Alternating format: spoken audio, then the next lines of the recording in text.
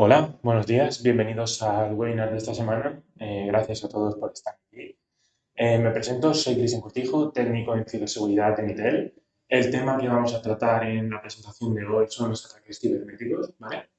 Así que nada, dejaremos los micrófonos y las cámaras, bueno, los micrófonos principalmente, las cámaras están deshabilitadas y los micrófonos están silenciados, ¿vale?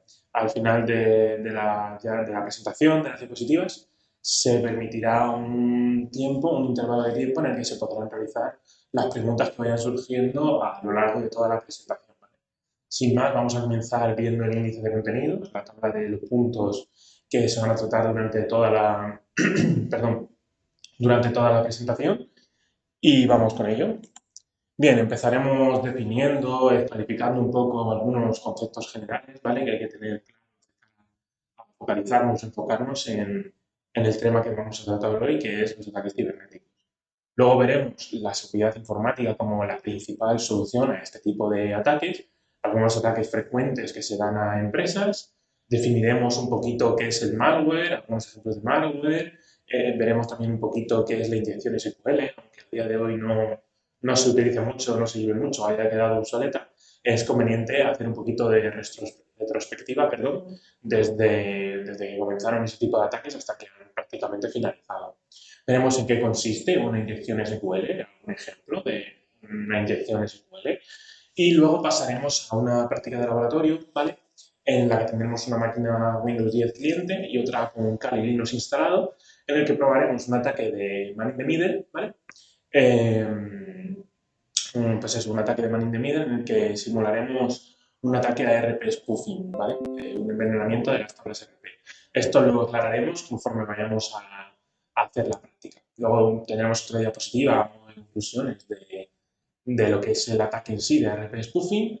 Tendremos un par de diapositivas para hablar un poquito de los ataques de DPS, que también se pueden generar como, pueden ser un derivado de los ataques de man in the middle y de los de RP spoofing, ¿vale? Pues eso, prevención a este tipo de ataques, qué hacer durante un ataque y qué hacer después de haber sufrido un ataque. Y como he dicho antes, se dejará una diapositiva final en la que se responderán todo tipo de preguntas o sugerencias. Muchas gracias. Sin más, vamos con ello. Bien, empezaremos definiendo los conceptos que hay que tener claros a la hora de hablar de ataques cibernéticos. Empezaremos definiendo qué es un ataque cibernético.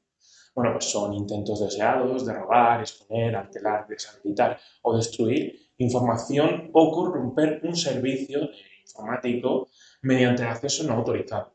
Importante recalcar, el acceso no autorizado siempre tendemos a pensar que es por parte de un externo a nuestra red, es decir, un hacker que con medidas de pentesting, un ciberdelincuente que ha accedido a nuestros sistemas con el fin de vulnerarlos. Puede darse este caso, pero hay otros casos en los que ese atacante puede estar dentro de nuestro ecosistema, dentro de nuestra red organizativa.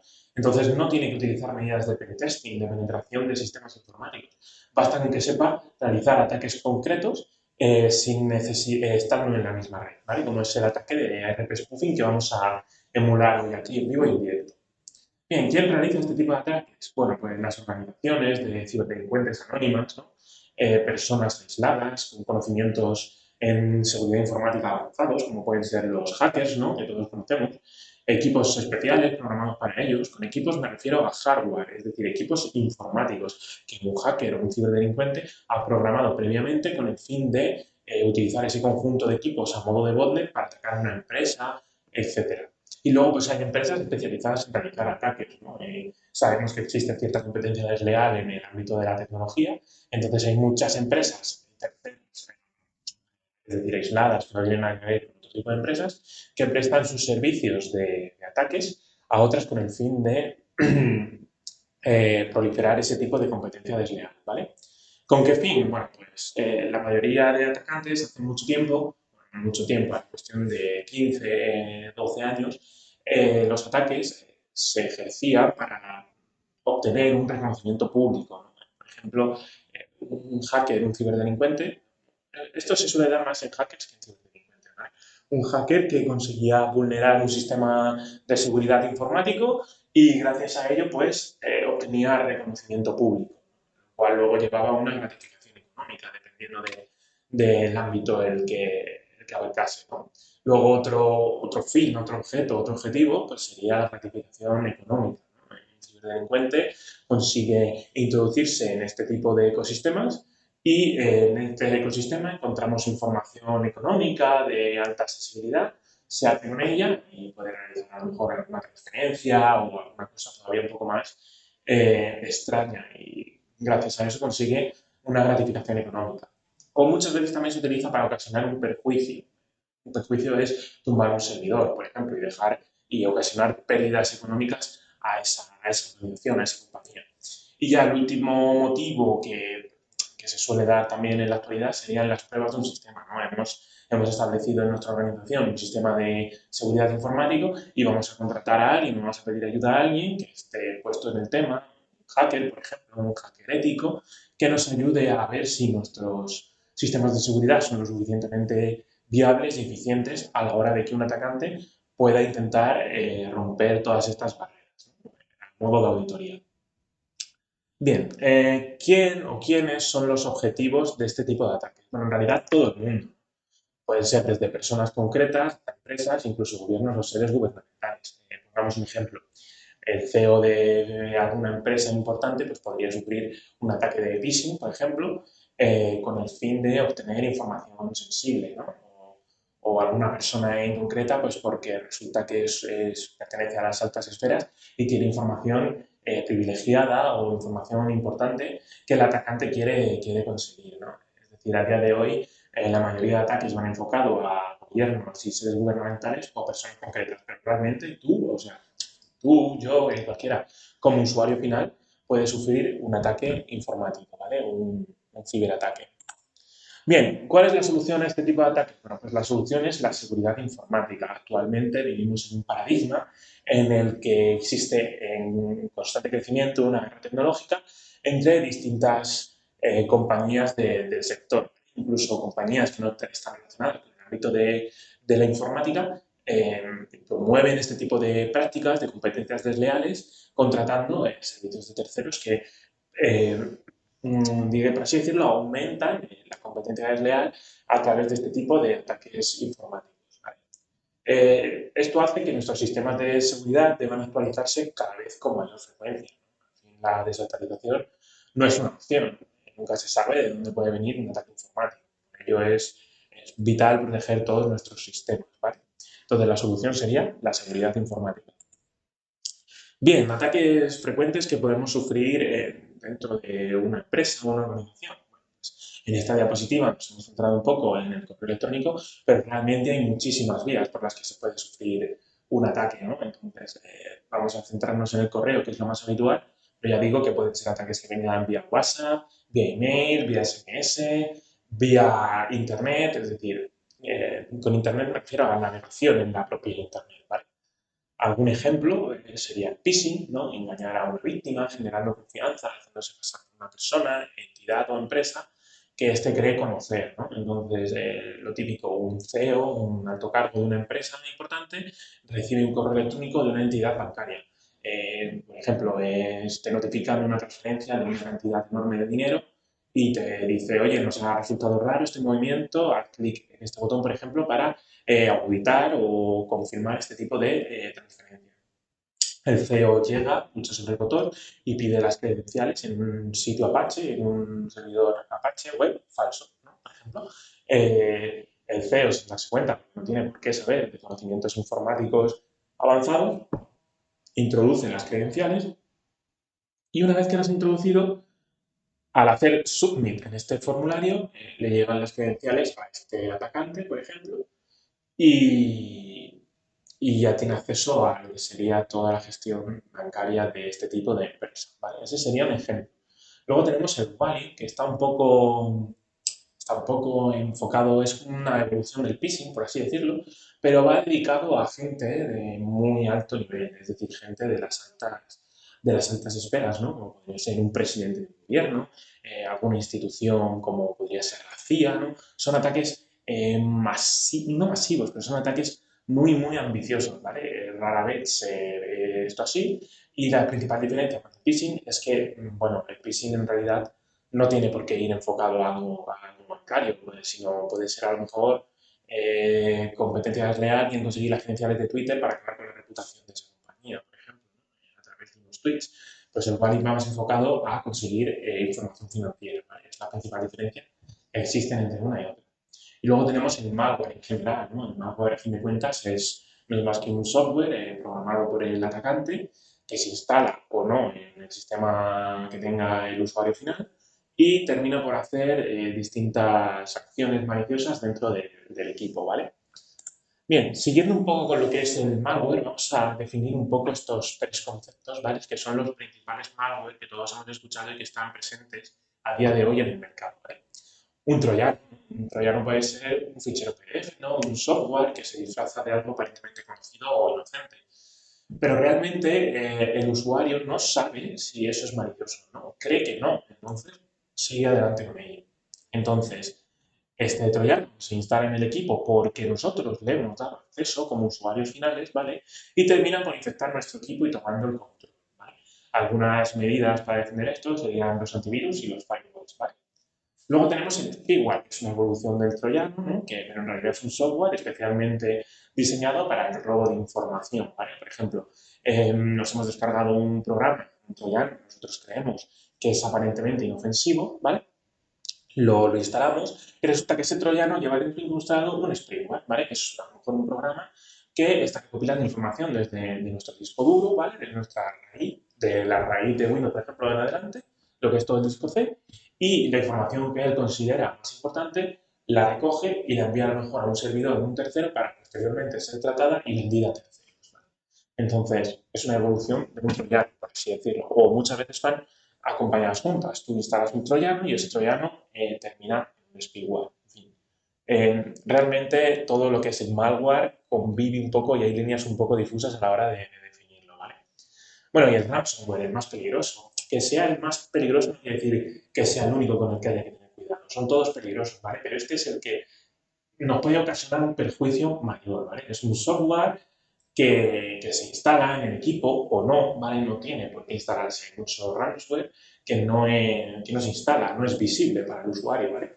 Entonces, ¿qué hace este ransomware? Bueno, pues se instala en el equipo o no, como ya hemos dicho antes, y analiza todos los ficheros que hay en nuestro dispositivo, secuestra esa información que a él le parece importante, la cifra y posteriormente pide un rescate. Ahora, posteriormente, vamos a ver un ejemplo de esto último, ¿vale?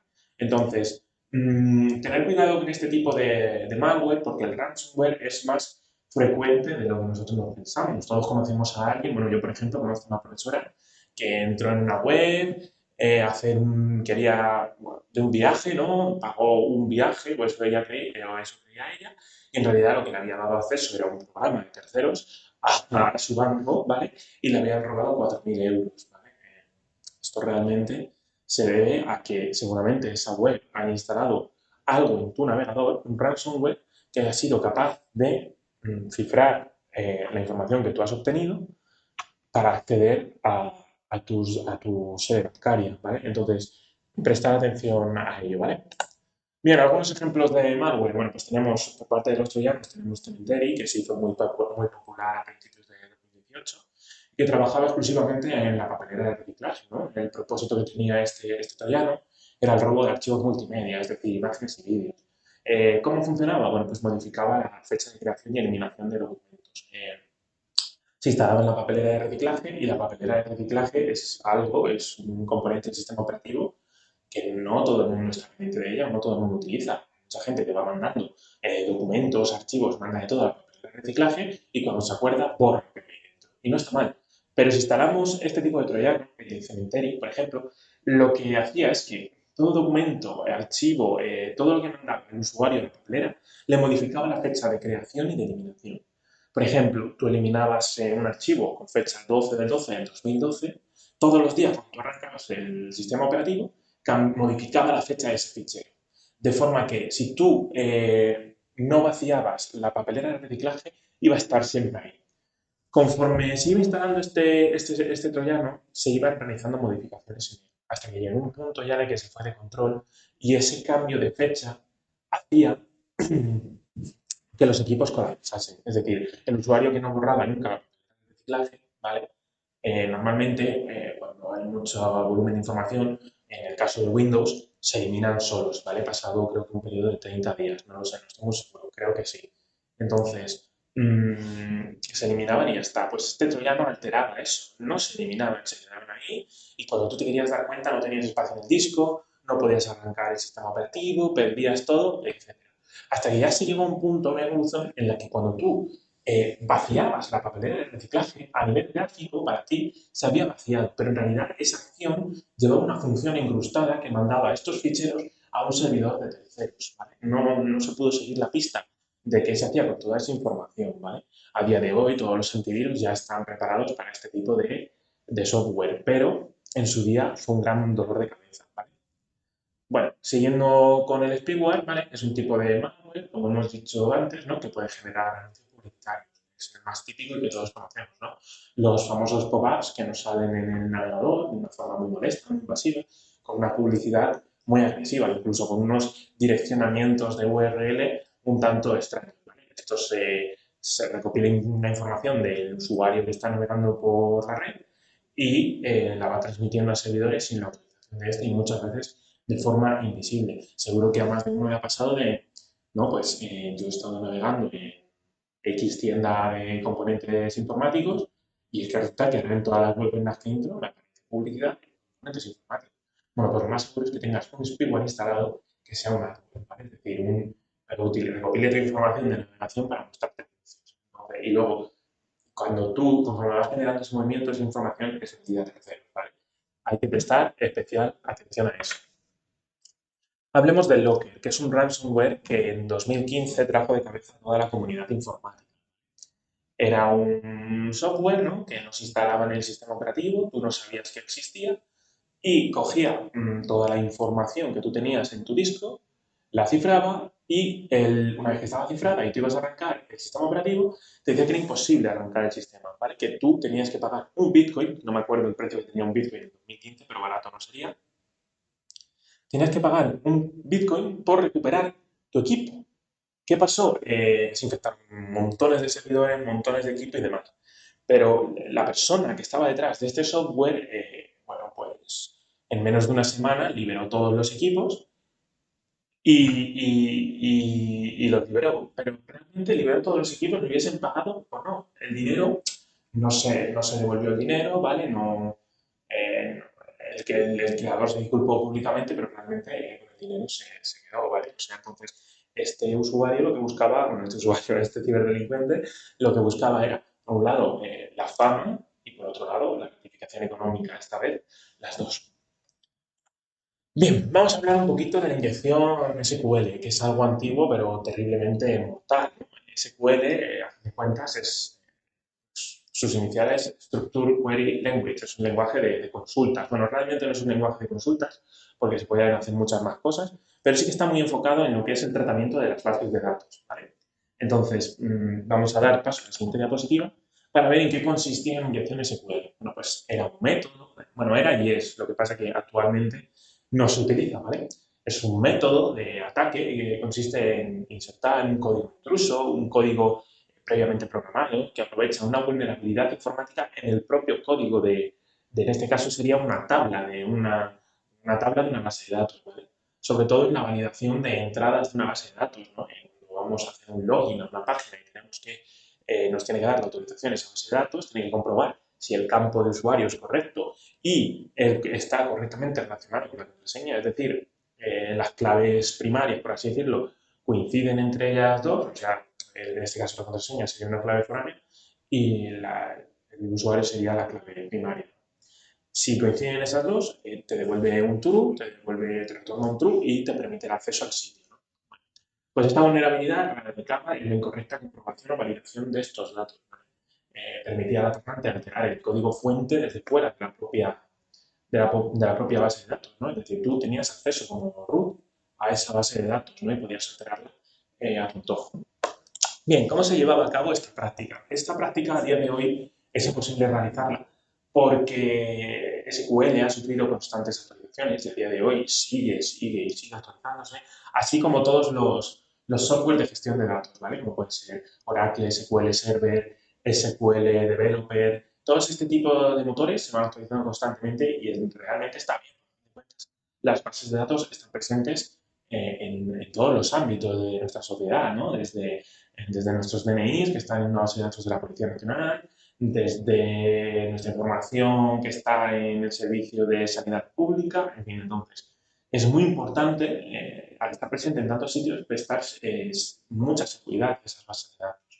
Bueno, pues cuando no estaba tan avanzado este tema de las bases de datos, había una instrucción, que es esa que vemos ahí, que es select asterisco from usuarios. A ver, usuarios es porque se llamaría la tabla así, ¿no? Realmente tú no tienes por qué saber cómo se llama una tabla, en este caso es un ejemplo, ¿no? Pero normalmente lo más común es que si tú estás administrando una base de datos, tengas una tabla con usuarios y esos usuarios relacionados con su contraseña o etcétera, depende del administrador de la red, ¿no? Pero bueno, seleccionamos todo de la tabla usuarios, donde el campo usuario es igual a un string vacío o un 1, es decir, o no tiene nada o es un 1.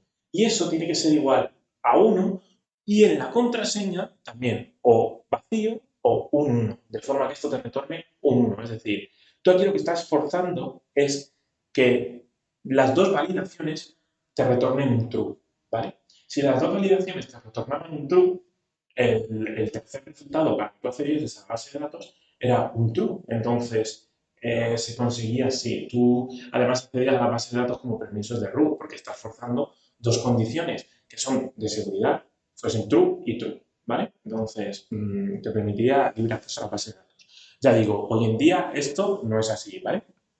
Se podría hacer alguna práctica en una web antigua, ¿no? Desactualizada y demás, pero prácticamente es imposible que esto se vuelva a repetir, al menos de esta forma, ¿vale? Bien, vamos a pasar ahora a ver la práctica de laboratorio, ¿vale? La de Man in the Middle, dentro de la jerarquía Man in the Middle tenemos diferentes tipos de ataques, ¿vale? En este caso vamos a utilizar los de RP Spoofing, vamos a hacer el RP Spoofing, que es el envenenamiento de las tablas RP. Pero antes de hacerlo hay que dejar una serie de conceptos claros, ¿no? Hay que saber lo que es una tabla RP, que a fin de cuentas es una relación entre las direcciones IP y las direcciones MAC, es decir, las direcciones físicas que hay entre dos equipos. Y hay que tener claro lo que es el protocolo RP. El protocolo RP se encarga de mandar paquetes de descubrimiento de vecinos. Es como un equipo le pregunta a otro, oye, el que tiene la IP 192, 138, 3056, ¿qué dirección física tiene para establecer la conexión? Se devuelve, retorna la transmisión y ya sabe la dirección física.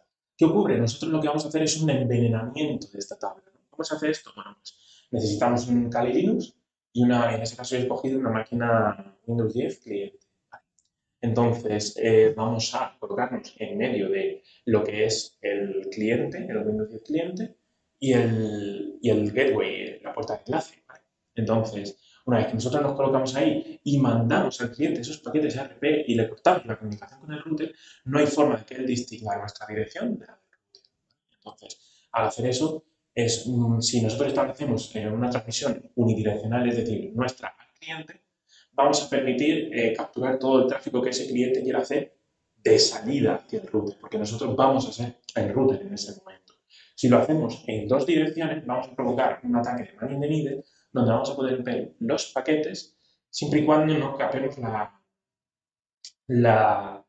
lo que sería la conexión, la salida de internet. Realmente la estás capando porque en el momento que estás atacando al router también le dejas sin servicio. Entonces, este ataque no tiene cabida. Hombre, tiene cabida si quieres hacer un ataque de DOS para dejar sin servicio a un cliente, pero no tiene sentido porque a ti lo que te interesa es obtener información, ¿vale? Entonces, vamos a pasar ahora a ver lo que son las máquinas virtuales, ¿vale? Entonces, para hacer esto, dejadme un segundito que cambie la escena. Vale, ya se tendrían que estar viendo las máquinas virtuales. Tenemos aquí nuestro Kali Linux y aquí tenemos nuestro Windows 10 cliente completamente funcionando. Vale. Entonces, nuestro Kali Linux lo hemos descargado desde la página oficial de Kali, ¿vale? Es importante, esto es otra medida de seguridad. Si queremos trastear con Kali Linux, no nos descarguemos una OVA, una distribución de una máquina que no es válida, que puede haber sido alterada, ¿no? Puede haber sido modificada. Entonces, desde kali.org podemos descargar una OVA de Kali Linux. El proyecto es Kali Kali. Entonces, ya tenemos aquí nuestro Kali Linux, ¿vale? Y nuestro Windows 10 cliente. Es importante recalcar un poco la configuración que se ha hecho durante... No, no está mostrando la del Windows 10. No sé por qué no la muestra. A ver, vamos a ver. No se ve la de Windows 10. Vale. Bueno, vamos a pasar a la del Kali y ahora vemos qué está pasando aquí. Vale. Es importante, como decía, que los equipos estén en la misma red. Vamos a simular que esto está ocurriendo en una red pública, ¿vale? Entonces vamos a ver qué IP le he asignado yo a este equipo, ¿vale? Que sería esta de aquí, la IP era 192.168.13.5. Su máscara de red es la barra 24 y su última dirección es la 255 y no hay más. Es una red completamente convencional y sencilla. ¿Por qué es conveniente hacerlo, sobre todo para el laboratorio, con direcciones IP estáticas? Bueno, porque si lo hacemos con un servidor de HTTP de por medio, cada vez que reiniciemos las máquinas o las paralicemos, es muy probable que el servidor nos dé otra IP y van a dejar de funcionar. Entonces, para esta práctica se podría hacer con HTTP, pero vamos a tener que estar cambiando las configuraciones de las tarjetas de red. Entonces, es mejor dejarlo como está. Voy a reiniciar la máquina de Windows 10 que no se me está no se está ejecutando. Vamos a paralizarla un momento y vamos a arrancarla de nuevo. Vale, bien. Perfecto. Bien, ¿qué vamos a necesitar para realizar esta práctica? Bueno, aparte del sistema operativo Kali Linux, este sistema operativo trae por defecto una serie de herramientas que nos van a permitir realizar este tipo de ataques. En este caso vamos a utilizar Ethercal Graphics, ¿vale? Que nos va a pedir permisos de root. Entonces, simplemente introduciríamos la contraseña root de nuestro usuario y ya podríamos acceder a Ethercal. Este software, ¿vale? Lleva ya mucho tiempo sin actualizarse, pero para este tipo de pruebas es muy útil.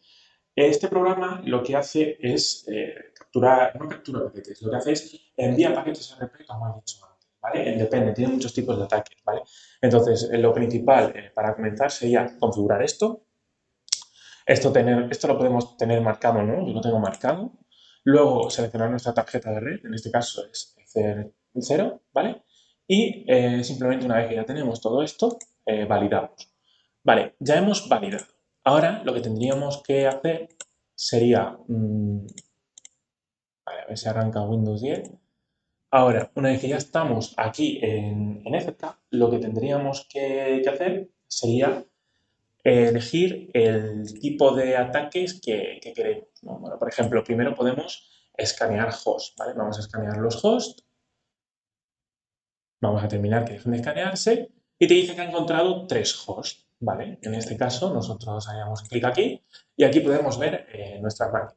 Vale, nosotros sabemos que tenemos la 5, aquí no vamos a aparecer porque estamos como atacante, pero tenemos la 10, la 2 y la 1. En el caso de VMware, la del gateway es la 2, este es el equipo al que vamos a suplantar y este es el equipo al que vamos a atacar, ¿vale? Vamos a ver si Windows 10 arranca de una vez. Debería de arrancar.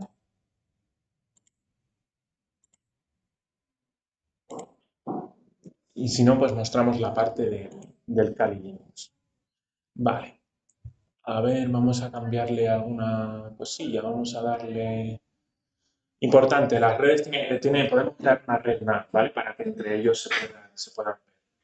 Vamos a arrancar de nuevo la máquina.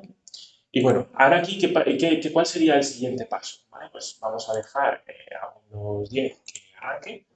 Y una vez que arranque Windows 10 y veamos su IP, quiero que veáis que la IP es la 10, ¿vale? Ya vamos a proceder a añadir al target 1, es decir, al equipo al que vamos a atacar, la IP, es decir, la IP que vamos a atacar sería el target 1 y la IP que vamos a suplantar sería el target 2. Eso se hace muy fácil con la interfaz gráfica de Ethercap. Ethercap lo podéis descargar, aunque lo trae Kali Linux por defecto, si tenéis algún Kali Linux un poco más desactualizado, lo podéis descargar desde GitHub, ¿vale? Tiene su propia interfaz Shell y la interfaz gráfica que es muy sencillita de utilizar como habéis podido ver. Vale, a ver. Por ejemplo, tendríamos ahora mismo, vamos a volver a hacer otro host. Como no está funcionando la máquina de Windows 10, vamos a ver si esto se actualiza. Vale, ahora he encontrado 4, si os dais cuenta. O sea, aquí hay un equipo, pero esto de aquí está cifrado. Nosotros nos interesaría la 10, ¿vale? Y la que tiene esta dirección física, ¿vale? A ver si arranca Windows 10 cliente. Vale, ya tiene pinta de que, de que vaya a arrancar. Vamos a dejarle que trabaje. Y en cuanto arranque, vamos a proceder a hacer el ataque, ¿vale? Entonces, lo único que hay que tener claro para hacer el ataque es eso, que es el protocolo ARP, que es la tabla de direcciones ARP y cómo se hace este ataque. Bien, luego otra parte que hay que tener en cuenta es una vez que ya hayamos establecido nos hemos puesto en medio de la conversación, estamos capturando todos los paquetes, lo que tendríamos que hacer es utilizar Wireshark, ¿vale? Para capturar dichos paquetes, ¿no? Una vez que ya estamos en medio. Vamos a probar a hacer un ping a Google con la máquina cliente, ¿no?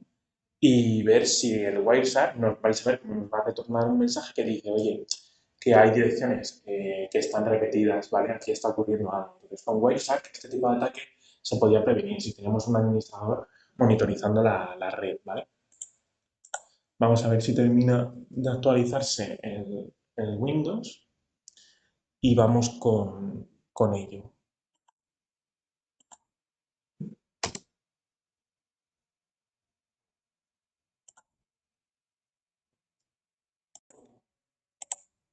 Vale, bien, ya tendríamos nuestro Windows 10 activo, ¿vale? Vamos a pasar a ver la tabla RP, ¿vale? Y la IP que le hemos dado. Podemos hacer un IP config. Y aquí tenemos la dirección que hemos visto antes con el cercado. Tenemos la 192, 168, 13, 10, ¿vale? Y vamos a consultar también la tabla de direcciones ARP, ARP-A. Bien, esto es importante, bueno, luego haremos una comparativa para que veáis que aquí se va a llegar al caso en el que haya direcciones físicas repetidas, ¿vale? Entonces ahora nosotros nos iríamos a nuestro Kali Linux, vamos a volver a escanear los hosts, ¿vale? Vamos a esperar a que nos retorne y ya se ha actualizado la lista de hosts, ¿vale? ¿Qué faltaría por hacer aquí? Bueno, muy sencillo. Nosotros seleccionaríamos el equipo al que queremos atacar, que en este caso sería la máquina Windows 10, le damos a añadir al target 1 y seleccionamos la máquina a la que queremos suplantar, que en este caso sería el gateway, que es la dirección 2, porque es la que da el VMware por defecto, ¿vale? Añadir al target 2 y ya estarían. ¿Qué tenemos que hacer ahora aquí? Bueno, pues simplemente ahora ya tenemos que establecer un ataque de ARP, provisioning, ¿vale? Y aquí mataríamos esta casilla y esta de aquí no, porque si nosotros envenenamos en las dos direcciones, vamos a dejar sin red al cliente y no nos interesa eso, nosotros queremos capturar los paquetes. Le daríamos a OK, ¿vale? Te dice que están añadidos tal, tal, tal, tal y ya estaría. Entonces, ya se estaría produciendo ¿vale? ¿Cómo podemos nosotros saber eso? Pues vamos a hacer aquí un ping a Google, ¿vale? Al DNS de Google, 888, ¿vale? Y ahora vamos a capturar estos paquetes con Wireshark. Bueno, quizás se lo debería haber puesto infinito el este, pero bueno. Ahora lo vemos si no con las tablas aquí. Vale, vamos a poner el Wireshark. Y el Wireshark, si no lo conocéis, es otro programa para monitorizar redes, ¿no? Ver los paquetes que están circulando y demás. Veis que ahí se están produciendo los ataques RP y como podéis ver, aquí ya te lo está diciendo, que hay direcciones IPs duplicadas, ¿vale? Entonces, fijad cómo se van generando estos paquetes, ¿vale? Y te dice una información detallada sobre las direcciones y demás. Creo que esto ya tendría que estar funcionando. Entonces, vamos a comprobar, vamos a fijarnos en esta tabla de direcciones ARP y vamos a volverla a imprimir a ver si hay, se están produciendo hay IPs duplicadas, o sea, IPs direcciones más duplicadas. Vale. Vamos a mirar aquí, justo en estas dos tenemos una dirección MAC duplicada. Ahí sabemos que está funcionando el ataque, ¿vale? Vamos a probar a hacer otro ping, ¿vale? A Google y vamos a capturarlo con el Wireshark. Mira, todo esto de aquí pasa muy rápido, pero bueno, si os dais cuenta, en todos, bueno, se me ha ido ahora mismo, si no, se puede filtrar también por ARP. No sé si lo habéis visto, pero se veía que se estaba duplicando. Vamos a volver a hacer otro ping, ¿vale? Y ahora volverá a saltar el mensaje de que hay direcciones ARP duplicadas. Mira, aquí, aquí, aquí y aquí. En cada paquete que se manda te dice, oye, que ahí se están duplicando las direcciones, ¿vale? Entonces, ya lo tenemos. Incluso te dice que es la 10 con la 2, justo lo que hemos programado nosotros antes. Ya tendríamos hecha y resuelta la práctica de laboratorio, ¿vale? Esto es un ataque de RP, ahora nosotros podríamos, bueno, estamos suplantando la identidad del router y hemos visto cómo en la máquina de Windows 10 pues hay direcciones ARP, o sea, direcciones ARP, direcciones físicas repetidas, concretamente la del router, ¿vale? Con la de Kali Linux. ¿Por qué? Porque nosotros, esta máquina, está suplantando la identidad de esta. Tiene la misma dirección física. Entonces, la 10, que somos nosotros, Windows 10, no sabe bien a dónde mandar el tráfico y se lo está mandando a se lo está mandando al atacante. Bien, ya estaría resuelta la práctica de laboratorio. Vamos a pasar a ver la presentación ahora mismo, ¿vale? Bien, bueno, siguiendo con la práctica de laboratorio, esto no, la configuración de VMware, ¿no? Yo, como os he dicho antes, he deshabilitado el DHCP, en fin, una red NAT, y bueno, esto es un poco todo lo que hemos visto en directo, ¿vale? Así que esto no haría falta prestarle especial atención. Vale, bien. Conclusiones del ARP spoofing. Bueno, como hemos podido ver, es un ataque muy sencillo de realizar, pero que puede complicarse. Y os explico por qué. Esto es tan solo el principio de otra serie de ataques que se pueden realizar, como puede ser el DNS spoofing. Nosotros, en un fichero de configuración que tiene Ethercap, podemos indicar que cuando la máquina víctima vaya a acceder a cierta dirección, a cierta URL, se le redireccione a un servidor Apache que nosotros tengamos levantado, ¿vale? En nuestra misma máquina Kali Linux podría ser.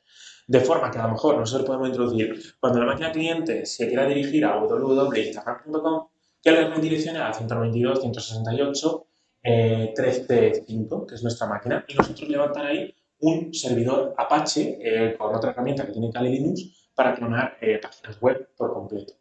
Esto a día de hoy es más complejo de hacer, esta sería la base para hacer ataques más profundos, pero viene bien conocerla. Luego, incluso, ahora ya no tanto porque cerca lleva mucho tiempo sin actualizarse.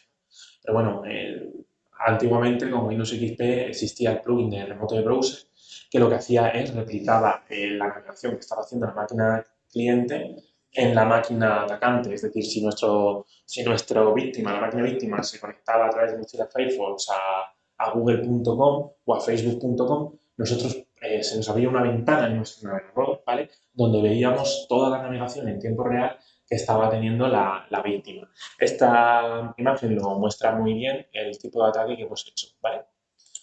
Bien, luego extrapolar que esto se puede utilizar para ataques de DOS en caso de, lo habéis visto, si se marca la casilla de bidireccionamiento, pero que no es lo común, ¿vale? Simplemente que lo sepáis, pero que no es lo común. Esto se puede utilizar para eso una vez que has infectado con este tipo de ataques 20, 30 máquinas, las secuestras, ¿vale? Porque tengan alguna vulnerabilidad, les instalas, yo que sé, algún software que permita lanzar peticiones a un servidor, entonces sí tiene sentido porque estás generando una botnet, pero no se suele dar el caso.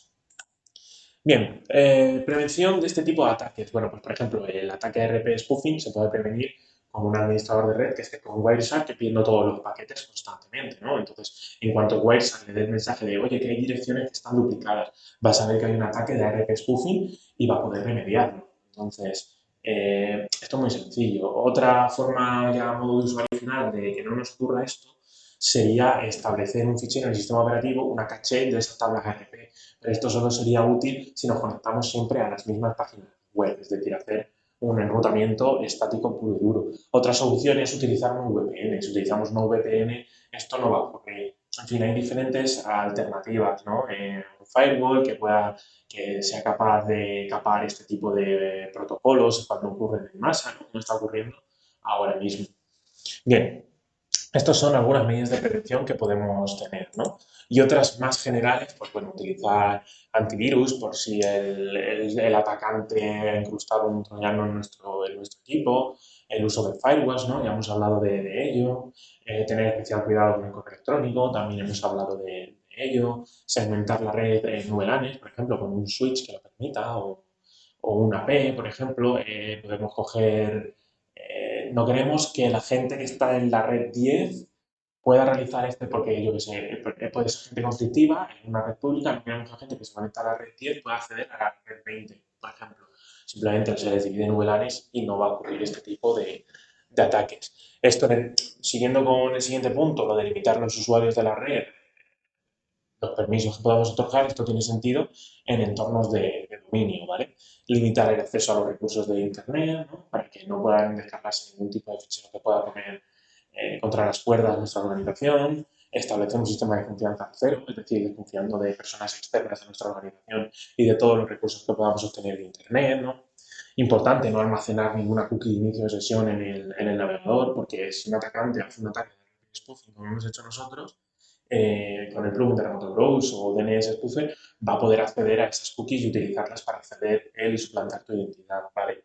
Prestar atención a eso, también importante. No utilizar la misma contraseña para todo, porque si por lo que sea este atacante se ha conectado a una web que no va cifrada y ve una contraseña y resulta que empleas esa contraseña para todo, estás vendido completamente. Distribuir nuestros servicios de forma geográfica, de forma que si un atacante consigue penetrar en nuestra organización no pueda dar el salto de forma fácil a otros servicios, ¿vale? Bueno, ¿qué hacer durante el ataque? Yo es que soy muy drástico, ¿no? Cuando se infecta un equipo, un servidor, sobre todo, si estamos seguros de que hemos sido infectado, lo más rápido sería tirar del cable de red para que no se produzca una infección masiva en todos los equipos de este tipo de nuestra red. Vaya, sí que es cierto que mucha gente reacia a esto porque dice, no, es que si tiro del cable de red me dejas sin servicio a cientos, a miles de usuarios. Sí, pero ten en cuenta que no es lo mismo que se caiga un servidor, ¿vale? Y sí, sufras pérdidas económicas, a que se te infecten 6 7 servidores y pierdas todavía más dinero. Entonces, muchas veces es lo mejor. El atacante, en el momento que vea que no puede conseguir nada, es que muchas veces cuando se accede a un servidor es por un movimiento lateral. Entonces, está buscando otra puerta para pasar a otro. A lo mejor quiere llegar al servidor número 3 porque tiene un servicio todavía más crítico, ¿vale? Entonces, se tira del cable de red y no puede pasar, pero si se reacciona rápido no tiene por qué esparcirse la infección. Y bueno, una vez que ya ha pasado todo esto, pues bueno, denunciar a la Policía Nacional, Guardia Civil, en la web de ITIBE, en fin, estas organizaciones, este tipo de cuerpos de seguridad nos pueden ayudar también porque tienen sus departamentos de ciberseguridad, ¿vale? Muchas veces, una vez que ya hemos sufrido un ataque, no nos quedan más narices que realizar un formateo a bajo nivel. Me refiero a bajo nivel porque ya todas las memorias a las que se están utilizando son memorias flash, son los SSDs, ¿no? Entonces, es importante entender lo que es un formateo a bajo nivel y por qué es necesario realizarlo. Bien, ¿qué hacer después del ataque? Bueno, pues después de un ataque lo único que nos queda es analizar cómo esa máquina ha podido ser infectada, por qué puerto han entrado, si ha sido de forma interna, de forma externa y demás, y ver qué medidas de seguridad habíamos tomado antes que no han sido lo suficientemente eficaces y eficientes y ver si es necesario migrar a otro tipo de sistemas de seguridad. ¿Vale? Esto es totalmente importante y en caso de que esas medidas sean muy sencillas, muy livianas, muy restrictivas, a lo mejor conviene subir el nivel de seguridad. ¿Vale? Importante esto último. Bien, y hasta aquí el webinar de hoy. Muchas gracias por estar presentes y si tienen algún tipo de duda o sugerencia, estaré encantado de resolverla. Muchas gracias y nos vemos en el próximo webinar.